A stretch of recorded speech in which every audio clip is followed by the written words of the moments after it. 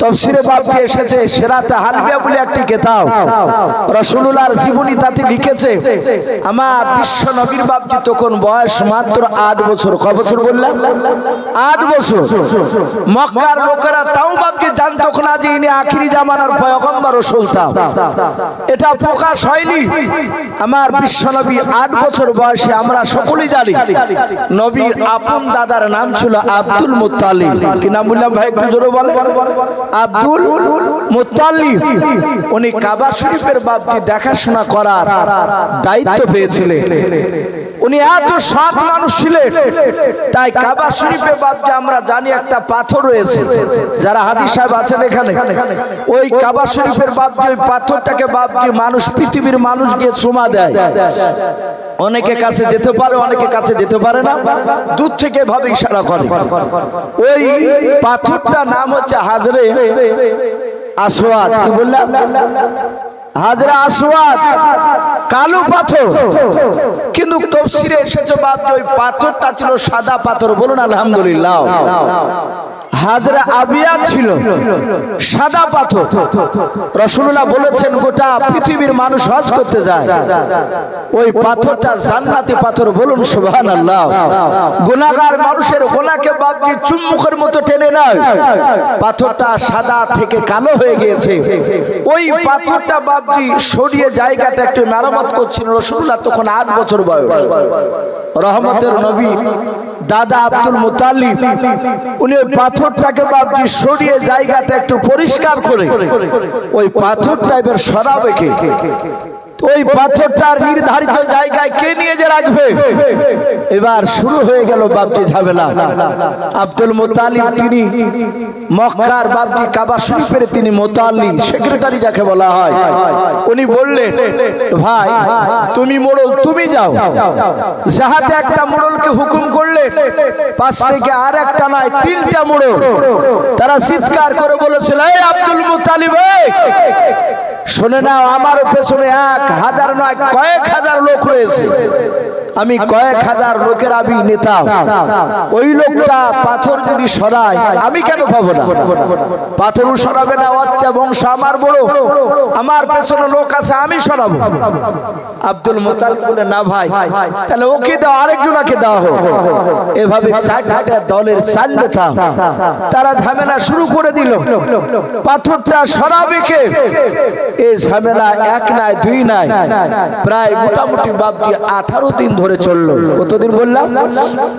18 দিন ধরে মীমাংসা করতে পারেন। সারাদিন কাবা শরীফের থাকে আব্দুল মুত্তালিব। সন্ধ্যাবেলায় না রাত্রিবেলায় এসার সময় বাড়ি আসে। তখন তার 5 ওয়াক্ত নামাজ ছিল না। ছিল কি? কথা বলো। 5 ওয়াক্ত নামাজ ছিল না। তখনকার যে ইবাদত, কিছু নফল ইবাদত ছিল, তাই করতে। হযরত আব্দুল মুত্তালিব এসার পরে বাড়ি আসে। এসে দেখছেন মনটা ভারী। সারা পৃথিবীর শ্রেষ্ঠ রাসূল জনাবে মুহাম্মদ রাসূলুল্লাহ সাল্লাল্লাহু তাআলা আলাইহি ওয়াসাল্লাম নবীজি তার দাদার কাছে বাপজি শুয়ে থাকতে 8 বছর বয়স।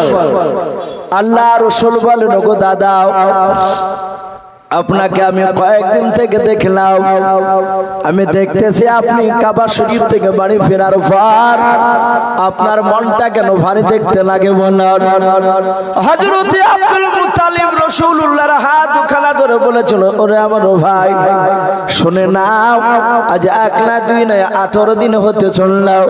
ওরে আমার ভাই, কাবা শরীফের পাথর নিয়ে ঝামেলা শুরু হয়েছে। ওই পাথরটা 4টা মোড়ল নিয়ে টানাটানি শুরু করে দিয়েছে। ও বলছে আমি সরাবো, ও বলছে আমি সরাবো। একজন ব্যক্তিকে হুকুম দিলে আর 3 জনে মারামারি করতে চাইছে। ওরে ভাই, আজ 18 দিন ধরে মীমাংসা করতে পারে না। আল্লাহ রাসূল বললেন, গো আমার দাদা, চিন্তা করবেন না, আগামী সকালবেলা আমাকে নিয়ে যাবে। আব্দুল মুত্তালিব বলল, ভাই বহু লোক আছে, তারা তো মীমাংসা আনতে পারে। বলল, হ্যাঁ আমাকে নিয়ে চলেন না। সকালবেলা নিয়ে গিয়েছে। কাবা শরীফে দেখছেন 4 দলের পেছনে 4টা যে নেতা আছে, প্রতিটা নেতার পেছনে কয়েক হাজার করে লোক। সব জায়গা জায়গা বাদ দিয়ে তারা দাঁড়িয়ে আছে অস্ত্র হাতে করে। সেই সময়টাকে বাপজি জাহেলিয়াতের যুগ বলা হতো, অন্ধকারের যুগ। মানুষ সেই সময় মীমাংসার দিকে মানুষ আসতে চাইতো না। তারা বংশের বাপজি বেশিরভাগ তারা আপনার বল দেখাতো। এক একটা ছোটখাটো জিনিসকে কেন্দ্র করে তারা 20 বছর 25 বছর পর্যন্ত বাপজি তারা ঝামেলা টেনে নিয়ে গিয়েছে। আল্লাহ রাসূল সাল্লাল্লাহু আলাইহি ওয়াসাল্লামকে বললেন, ওগো চাচা, এই পাথর আপনি সরাবেন? বলে হ্যাঁ। আরেকজনকে বললো, আপনি সরাবেন? বলে হ্যাঁ। বলে যদি ওকে দিই? বলে না, ওকে যদি দাও তাহলে ঝামেলা শুরু হয়ে যাবে, আমরা লড়াই করতে রাজি আছি, ও আমাকে পারবে না। ও বলছে, ভাই আমাকেও তুমি পারবে না, আমার পেছনে কয়েক হাজার লোক রয়েছে। আল্লাহ রাসূল বলেন, চাচা, একটা পাথর নিয়ে 4 জনা ঝামেলা করে এভাবে মীমাংসা আসা যাবে না। শুনুন, আপনারা যেহেতু আমার দাদাকে আপনারা মানেন, আমি তার নাতি, আপনারা সকলেই চিনেন জানেন? বলে হ্যাঁ।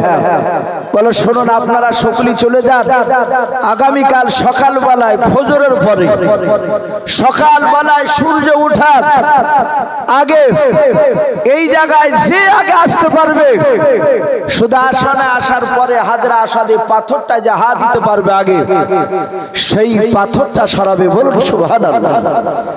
বাচ্চা ছেলের কথাটা বাপজি সকলেই মেনে নিল। আল্লাহ রাসূল বলেন, শর্ত হচ্ছে সকলকে বাড়ি যাওয়া লাগবে এবং বিছানায় শোয়া লাগবে। সবাই বাপজি আপন আপন চলে গিয়ে বাপজি বিছানায় শুয়ে পড়ল। যারা নেতা ছিল তাদেরকে তার দলের লোক বলল, হুজুর চিন্তা করবেন না, আপনার দলের আমরা যে কোনো একটা লোক আগে গিয়ে পাথরটাকে হাত ধরে হাত দিয়ে দাঁড়িয়ে থাকবো, তারপর আপনি পাথরটা সরাবেন আমার তরফ থেকে। 4 দলের নেতাকে এইভাবে কথা বলবো। মহান রব্বুল আলামিন ও রাসূলুল্লাহর বাপজি বিচার আল্লাহ রাব্বুল আলামিন দেখতে পাচ্ছে। এর আগে বিছানায় শুয়ে গিয়েছে, আল্লাহ রাব্বুল আলামিন সবারই চোখে ঘুম দিয়েছেন। বলুন আলহামদুলিল্লাহ। আল্লাহ সব কিছু করতে পারে।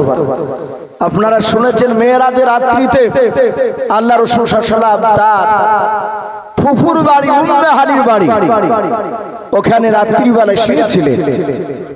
নবী জানেন না যে মিরাজ যেতে হবে। জিবরিল আলাইহিস সালাম এসে সালাম দিলেন, বললেন, হুজুর আপনি উঠুন। বলে কেন? বলে এখনই আপনাকে আল্লাহর দরবারে যাওয়া লাগবে। বলে আল্লাহর দরবার মানে? বলে আমি বুরাক নিয়ে এসেছি, আপনি অজু করে বোরাকে চেপে যান, আর সে আজিম মহান রব্বুল আলামিন বসে আছেন আপনাকে সাক্ষাৎ করার জন্য। বলুন সুবহানাল্লাহ। আল্লাহ রাসূল ওখানে উম্মে হানির বাড়িতেই অজু বানালেন। অজুর পানি বাপজি গড়ছে। আল্লাহ রাসূল সাল্লাল্লাহু আলাইহি ওয়াসাল্লাম ওখান থেকে বাপজি মসজিদে হারামে গেলেন, কাবা শরীফে। কোন কোন মুফাসসিরিনে কেরাম লিখেছেন ওখানে রাসূলরা প্রথমে 2 রাকাত নামাজ পড়লেন। আল্লাহ রাসূল ওখানে নামাজ পড়ে আবার নবীজি ওখান থেকে বাইতুল মুকাদ্দাসে চলে গেলেন। অনেক দূর রাস্তা, মক্কা থেকে বাপজি উঠে চেপে গেলে প্রায় 14 রাত 14 দিন সময় লাগে। বলুন আলহামদুলিল্লাহ। অনেকটা রাস্তা অতিক্রম করে চলে গেলেন। ওখানে যাওয়ার পর বুরাক বেঁধে রাখলেন। ওখানে রাখার পরে বাইতুল মুকাদ্দাসে রাখার পরে সত্যপাক আসমান পাড়ি দিয়ে আরশে আজিমে আল্লাহর সাথে কথা বলেন, জান্নাত জাহান্নাম সব ঘুরলেন। ঘোরার পর আবার বাপজি আসে, বলা হয়েছে মক্কার একটা দলের সাথে বাপজি বাইতুল মুকাদ্দাসের পাশে রাসূলের সাথে দেখা হয়েছিল। এটা প্রমাণ যেন মানুষ যেন বুঝতে পারে যে হ্যাঁ এই মেরাজের ঘটনা সত্য। আল্লাহ রাসূল ওখান থেকে আসার পর আবার করলেন কি, রাসূল সাল্লাল্লাহু আলাইহি ওয়াসাল্লাম এসে উম্মে হানির বাড়িতে এসে আবার শুয়ে পড়লেন। অথচ বাড়ির লোকেরা, গোটা মক্কার কোন মানুষ ওই কাফেলা ছাড়া বাপজি কেউ জানতে পারে নাই। বলুন সুবহানাল্লাহ। অথচ বাপজি কত বছর যা পার হয়েছে আল্লাহই ভালো জানে। যে যেখানে ছিল যে অবস্থায় আল্লাহ রাব্বুল আলামিনের মাখলুকাতকে সেই অবস্থায় আল্লাহ রেখে দিয়েছে। আল্লাহ পারেন কি পারেন না? কথা বলুন। আল্লাহ সব পারে। অথচ রাসূলুল্লাহ এসে দেখছেন ওই পানি বাপজি গড়ছে, অজু করার পানি। আল্লাহ রসুল বলেন যাও বিছানায় গিয়ে শুয়ে যাও। এরা শুয়ে গিয়েছে, ঘুম চলে এসেছে। আল্লাহ রসুল সাল্লামের দাদা বলেন সারা দিন পরিশ্রম করতাম, আমার নাতির কাছে এসে যাহাতে গলাতে হাত দিয়ে শোতাও আর গোটা শরীরটা আমার শীতল হয়ে যেত, ঠান্ডা হয়ে যেত। বলুন সুবহানাল্লাহ। এগুলো ছিল নবুয়তের বাবজা আলামত। কিন্তু সেই সময় মানুষ জানতো না যে এটা আখিরি জামানার রসুল। আল্লাহ রসুল রাত্রিবেলা নিজের দাদার কাছ থেকে বাবজি উঠে গিয়ে কাবা শরীফে চলে গেছেন। আব্দুল মুত্তালিব টের পায়নি।